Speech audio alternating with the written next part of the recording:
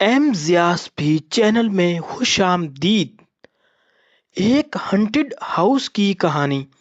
एक दफा का जिक्र है कि एक गांव में एक हंटेड हाउस था जो कि बहुत पुराना और वीरान था।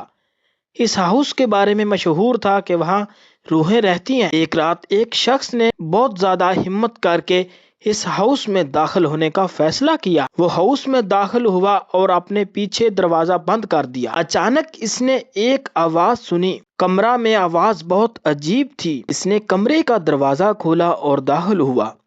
कमरे में एक पुरानी तख्ता थी। इसने तख्ता पर बैठने का फैसला कर लिया। जैसे ही वो तख्ता पर बैठा था तो इसने डर के मारे छलांग लगा दी और जोर जोर से भागने लगा, लेकिन दरवाजा अंदर से बंद था। इसने फिर आवाज सुनी। कमरा दरवाजा इसने खोला और बाहर भाग गया। लेकिन जब वो गांव पहुंचा तो इसने देखा कि गांव खाली था और इसके सिवा वहां कोई नहीं था और वो बहुत ज्यादा घबरा गया। इस शख्स ने अपनी जिंदगी भर इस हंटेड हाउस की कहानी सुनी और लोगों को इस हाउस से दूर रहने की नसीहत की, क्योंकि वहां रूहें रहती थी। उम्मीद करता हूं कि आपको आज की कहानी अच्छी लगी होगी।